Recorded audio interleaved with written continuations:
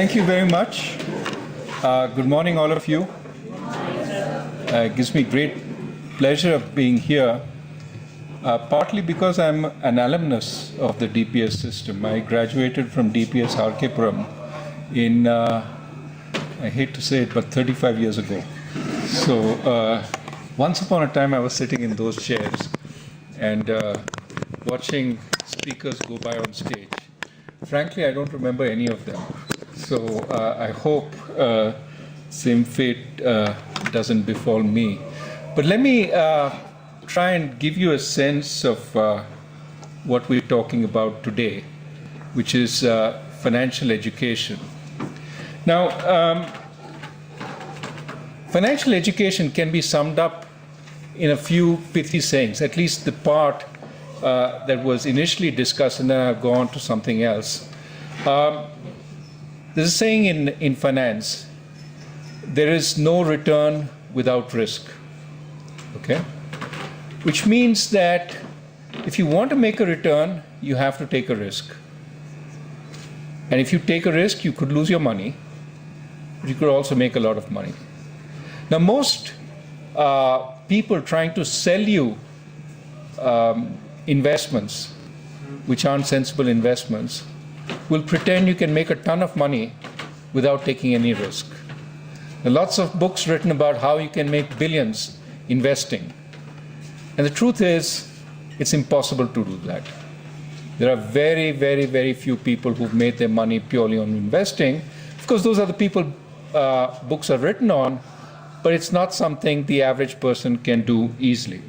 So, no return without risk is one way of saying, be careful where you invest your money, because anybody promising you a high return probably implies you have to take on a high risk, okay? Second way of saying the same thing is there's no such thing as a free lunch. You've heard that being said. Jimmy Carter, the former American president, used to say that often. That means that if you want anything in life, you have to work for it. You have to work pretty hard for it. If somebody is giving you a free lunch, it means there's something they want from you. They may not tell you up front, but once you've had the lunch, they'll present the bill. So point again is there's no such thing as a free lunch. Can't get something for nothing. In this world, everything is metered. Yes, you can get something for nothing from your parents.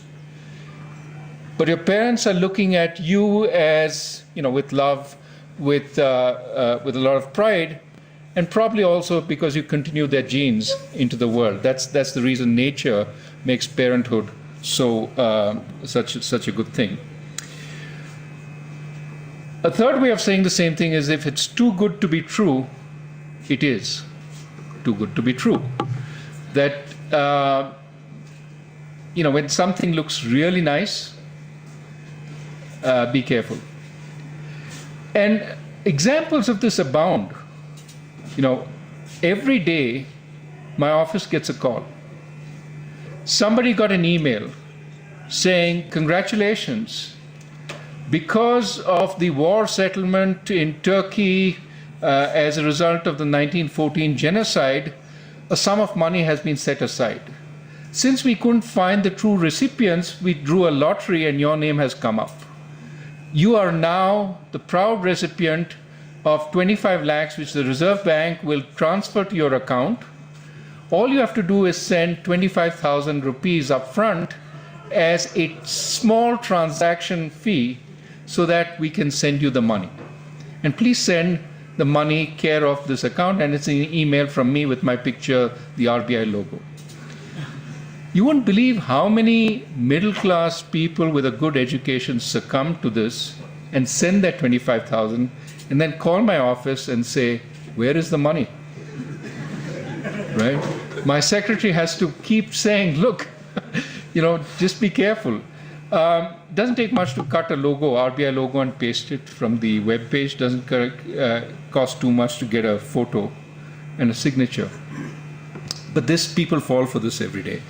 And which leads to the last sort of pithy phrase I want to tell you. There's a sucker born every minute. Who said that?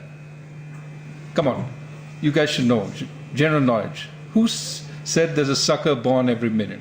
Guy who used to run circuses.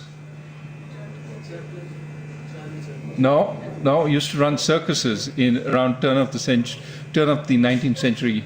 A guy called P.T. Barnum in the United States said there's a sucker born every minute, because he used to have these shows where basically he used to confuse people and make it appear that there was tremendous magic going on.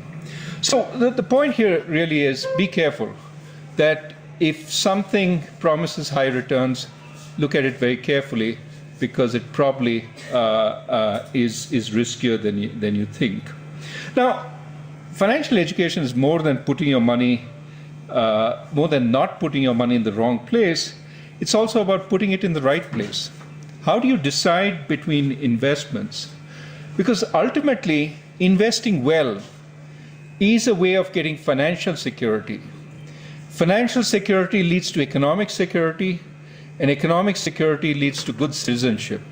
You can be a fantastic citizen if you're not worried about economic worries. You can say no at the right time when somebody asks you to do something wrong, you can say no. Because you have financial security, you can walk away. And that's very important in a democracy like ours. So how do you figure out where to invest, how to invest properly? And for this, the school I used to teach at, the University of Chicago, coined a term called efficient markets. And this is one of the central terms in financial security. What does efficient markets mean? Does anybody want to hazard a guess? It basically means that when you hear the announcer on TV, you watch CNBC, for example, and somebody comes and says, this is a wonderful stock. It's been doing very well over the last so many years. Go invest in it. And the question is, should you go and invest in it when you hear that? And the answer is, probably not. Why? Because along with you, 5 million other people have heard the same announcer say the same thing. And if there was actually news in what the announcer was saying, a bunch of people would go and buy the stock. By the time they finished buying, it would be too late for you to buy, because the stock has already risen. Typically, stock prices contain most valuable information there's out there. There is no way of making an extra return, because most of the information that you think is private, the announcer is talking directly to you.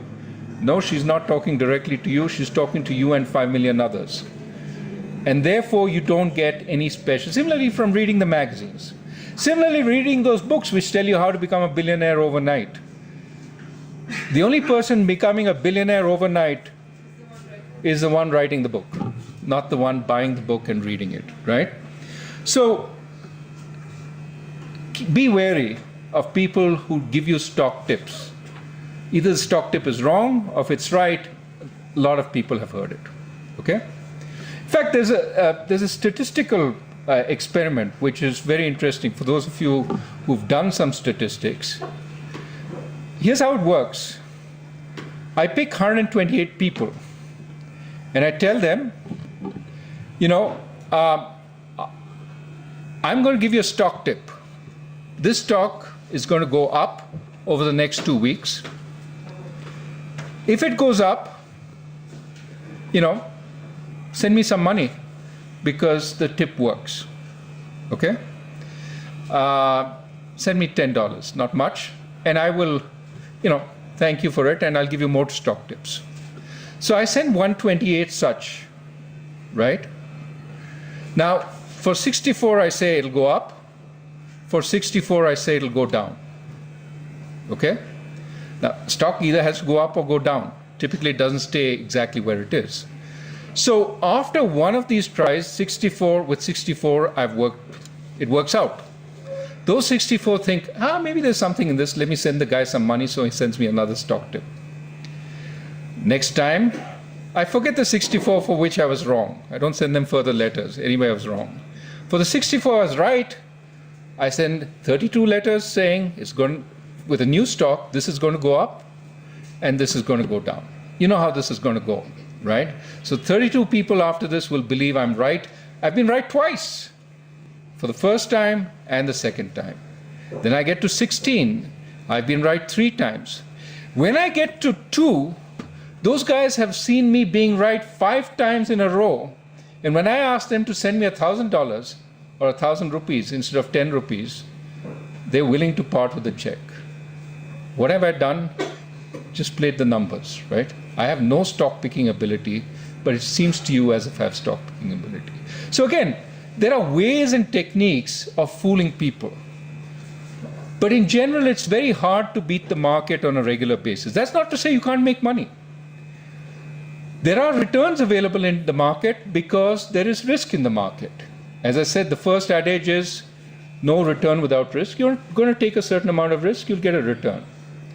It's what is called a normal return on the market. And you get it best by not picking stock, but buying a portfolio, an indexed portfolio, by buying a number of stock. You don't really know about any one of them, but in general, they go up because stock prices generally produce a return. Yes, some years it'll go down terribly. Last few months, stock market has been going down, but before that it went up. So long as you have a long enough horizon, buy a diversified portfolio of stock, you'll get a reasonable return on the market, okay? But it's important to remember stocks are just one part of your investment. You can also invest in bonds, in fixed deposits, in real estate, in art. And typically what people would say is hold a diversified portfolio. Sometimes stocks go down. But when stocks go down, your fixed deposits don't go down. Your fixed deposits provide a return. But because they're fixed and they provide a reasonable return most of the time, they don't provide you the high returns that stock markets could sometimes provide. So hold a portion of your portfolio in stocks. When the stock market does well, you'll feel really good. But hold a portion in fixed deposits, because when the stock market goes down, you can at least pay for your food and you're not out on the street. Don't load up on any one thing, even though you're a sure return. And again, go back to there are no sure returns, right? So diversification is really extremely important, is really the only thing that makes sense over time. Because you as busy individuals, not having to do a lot of work as you graduate and go and become lawyers and engineers and entrepreneurs, you're focused on real activity. You don't have time to study the stock market. Some of you will do it as a hobby. But in general, making money there is very difficult. And so better to hold a diversified portfolio, but be diversified. The problem in India is too many people hold very narrow portfolios. Your parents, for example, many of them didn't bother to hold stocks. I should say your grandparents. They invested in fixed deposits, most of them. And as a result, haven't made the kind of returns they could have made if they'd invested in a broader stock portfolio and benefited from the growth in stocks during the period of liberalization. What is important in all this is returns are compounded. And that's something to remember. The power of compounded returns over time, all of you know what compound interest is, that you get 10% this year, next year you get 10% on the 10%.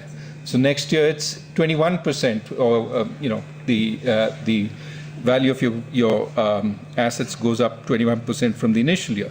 So the point here is that compounding can take you a long way if you invest sensibly in a diversified way. Hold a diversified portfolio. Often, you'll hear your parents say, oh, this plot of land was only 10,000 rupees in 1951. I wish I'd bought it because today I'd be a crorepati, right? But ask the same question, if you invested 10,000 in a fixed deposit promising 10%, you'd also be a crorepati today.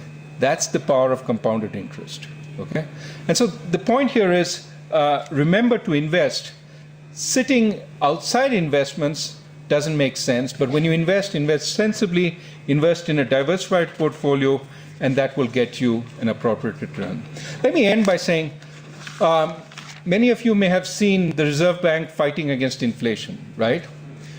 And again, we hear people saying, no, don't fight against inflation, start cutting interest rates, generate growth.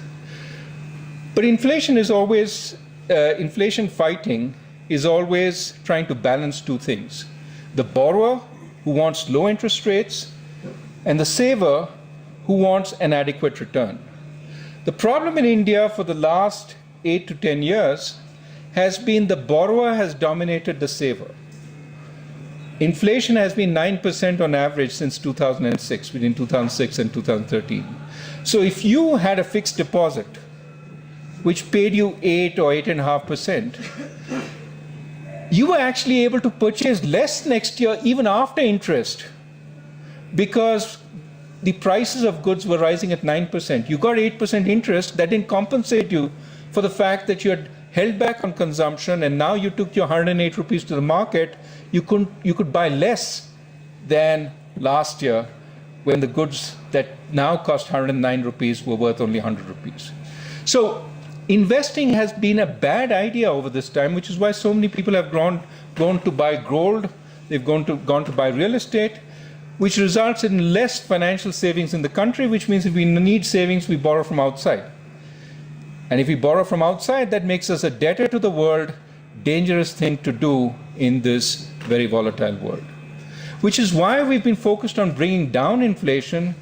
We've kept interest rates at a level which gives savers a reasonable return. For the first time in almost 10 years, the saver actually beats inflation. If you have a fixed deposit at 8.5%, 8% today, you're actually getting a positive return over and above inflation. You can take the money and buy more after a year or two of savings than you could buy at the beginning. Wasn't true in the past. And that's why it's important to fight this fight, to bring down inflation so that both the borrower and the saver can face low interest rates. Low interest rates which are adequate enough for the saver because they beat inflation by 1 or 2 percentage points so that they get a return for their savings. But also a rate which is not so high that the borrower will not invest. And that's what we're trying to do overall. So that's my 2 cents on financial education. I'm sure the workshop and the discussions will be far more detailed and far more enriching. But if you remember one thing, right, that there's no return without risk, I think you've got 85% of the financial education that you need. But not to say the rest is not useful, it's dinning in this basic point: there is no return without risk. Let me stop there. Thank you.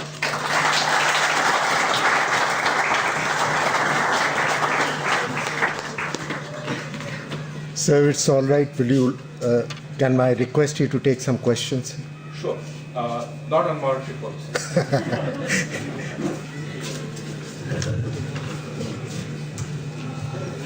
Morning, Mr. Rajan. It's not a question, it's rather a query. We see that every day there's a chit fund fraud in India, and we see it's a loss. The losses are in the thousands of crores, and many people suffer there. But the government, I don't see any policy by the government, or what we can see is that the ground report is too different from what the government is saying. There is no policy by the government to stop or curb the movement of these chit funds. What is the RBI's decision or RBI's policy on this? So there are a variety of fly-by-night operators who promise the earth very high interest rates and get people to invest. Sometimes it's directly as a kind of deposit. Sometimes it's you buy land with us, pay installments, and we'll give you land at a very cheap price, effectively promising a high interest rate. Now, sometimes these operators fall between cracks. No regulator has responsibility for them. We regulate entities that take deposits, but these are not deposits. They say these are advance payments for land. So they used to fall between the cracks. And as a result, they could grow, to some size before anybody noticed that a lot of people had invested their money in here, and that money was being misused in different ways. So, I mean, there are legitimate chit funds and there are not so legitimate chit funds also, and so those are problematic. What we've done over the last year and a half is we've brought all the regulators together in what is called a state-level coordination committee, where the chief secretary sits along with the Enforcement Directorate, Financial Frauds Unit, etc. And we examine what schemes are there in different parts of the state which are a possible source for concern. And then a special unit starts monitoring that to see if in fact this is a fly-by-night operator. So that's one attempt to get at this. We in the RBI coordinate the state level coordination committee, but the point is law enforcement can go after these guys with the regulators being coordinated so that they don't slip through the cracks. That's one. Second thing is the existence of these reflects two things. One, the lack of financial literacy. People aren't paying enough attention when this fellow promises high returns, because it could be that he's recruited your neighbor to be his sales agent. And you trust your neighbor says, this is a sure thing, look, I took my money out twice. But it's a bit like those, you remember the stock picking that I told you, the 128 down to 64. One of those guys can sell you saying, this guy has been right 4 times in a row. But he's basically selling fake goods. The other thing is we have to get formal finance everywhere. One of the reasons these chit funds are successful is some rural areas, for example, there's not enough access to formal finance in an easy way. You can't put a fixed deposit in the State Bank of India or in HDFC in those places. And so we need to extend the formal financial system everywhere so that we can rule out these people. But that said, even if we extend formal finance, I think without financial education of the kind that you're receiving or you're giving, it'll be very hard to completely rule out this possibility.